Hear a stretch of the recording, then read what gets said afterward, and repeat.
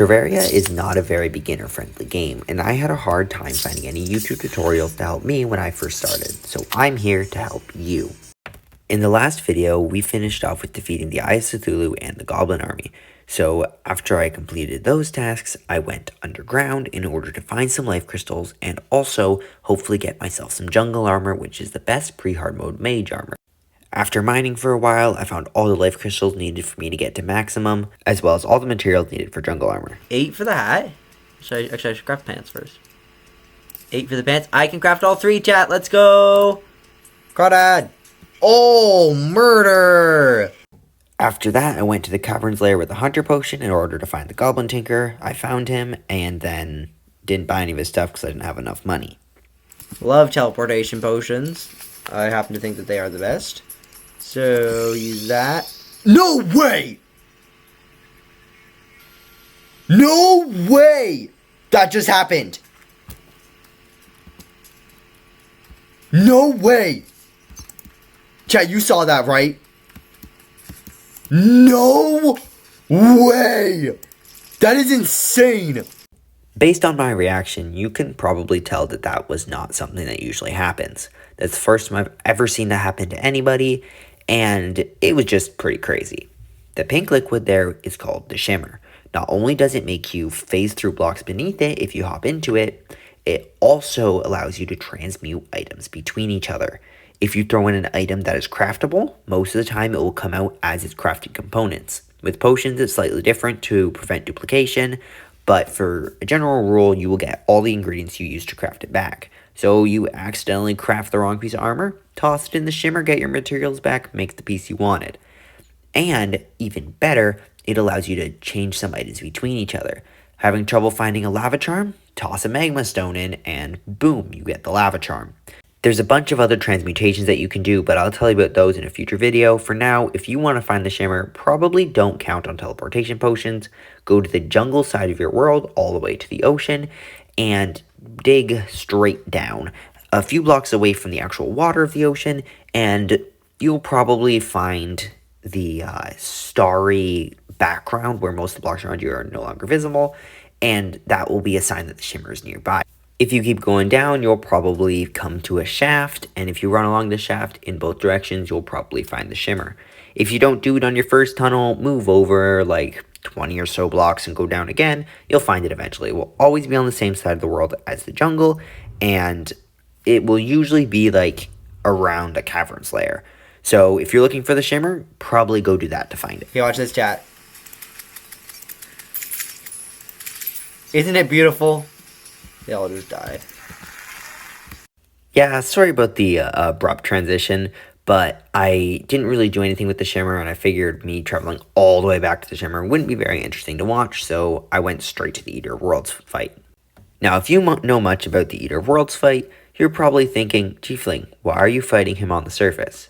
So this is actually the first time I fought him on the surface. I've heard that it was easier, but apparently that's only in classic mode, and the Eater of Worlds is not easier on the surface. He shoots so many projectiles, it is practically impossible to dodge, and I couldn't see them in this fight because of the rain and the darkness behind it, so it didn't go very well. I dealt him so much damage because I'm using such a good weapon against him. The Vile Thorn just is absolutely insane against the Eater of Worlds. I said that in my last video, but I did lose, so I'm going to be moving down, fighting him again.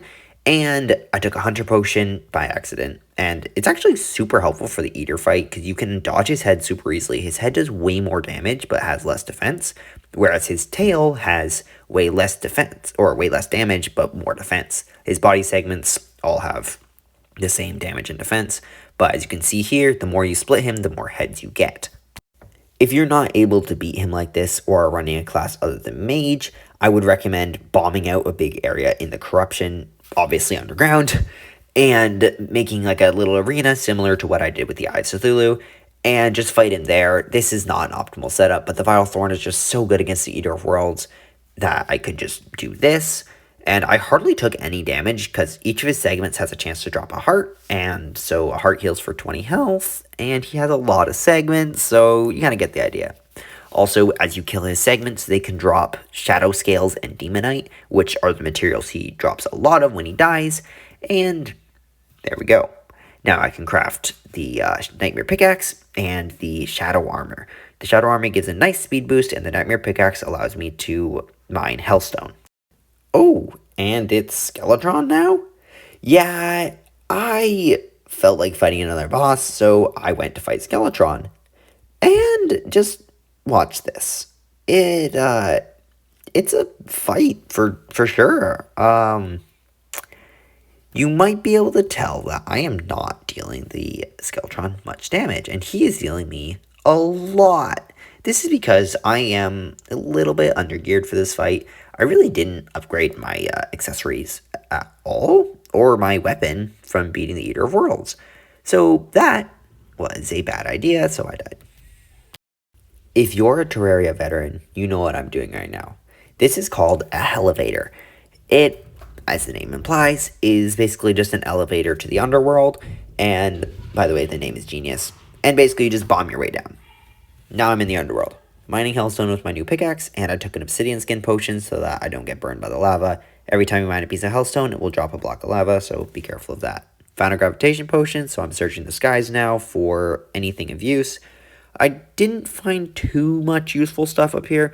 The best thing that I found was a shiny red balloon, which basically just increases your jump height and can be combined with a cloud in a bottle to give you a higher jump and a double jump. It's super handy, and since I already have a cloud in a bottle, a nice upgrade. Oh yeah, I forgot to mention, killing the Eater of Worlds, or its crimson counterpart, the Brain of Cthulhu, will make a meteorite fall to the ground. Maybe not right away, but after maybe a few days or so, it can fall. Mine fell immediately, so here I am mining it. It's not super useful unless you're a mage, but since I am a mage, it is really useful. It allows me to craft the Meteor Gun and Meteor Armor, which are a great combination because when the Meteor Gun is used with the Meteor Armor, it costs 0 mana and can pump out quite a bit of damage. So I come back to the Skeletron arena and blow it up some more just to make the arena bigger because I did not have a big enough arena last time. And though I probably won't kill Skeletron this video, I might beat him this try. We'll see. I added some campfires and heart lanterns in order to increase my health regeneration, then cursed myself with the old man to summon Skeletron. The fight is relatively difficult, at least for me, because I am really used to not having knockback because killing Skeletron unlocks the ability to gain an item that negates all knockback. But Skeletron deals a lot of knockback, and I don't have that item yet. So I don't do very well against him most of the time. His hands and head are just such a pain, and the hands actually give his head a massive defense boost. So usually I'll only deal like 1 or 2 damage to his total health pool of like 8,800 while his hands are up. And the hands will also constantly inflict you with debuffs that are just really annoying. The worst one is probably bleeding or maybe the slow debuff. Both of those are really bad to get hit by. And if you get hit by the slow debuff, you're probably going to get hit by spinning head attack, which deals a ludicrous amount of damage. So definitely kill the hands first, and then you can just kind of take down his total health pool. His hands don't actually count to his total health pool, unfortunately, but will of course still damage you. In expert mode, once you kill the hands, his head will start shooting homing skulls, but they're not nearly as much of a problem as the massive defense he gets and the damage his hands do. I totally won this fight, by the way. I'm in the underworld to hopefully obtain a really good mage weapon that I will be using for the rest of Pre-Hardmode, and that is the Demon Scythe. It's dropped by demons in the underworld, but not at a super high chance, so I don't think I'll get it. But hey, it's worth a try, right? So I farmed for a bit, and I guess that's all for this video. I'll fight Skeletron next time, I promise. Thank you so much for watching. Please consider subscribing if you enjoyed the video, but if not, thanks for being here.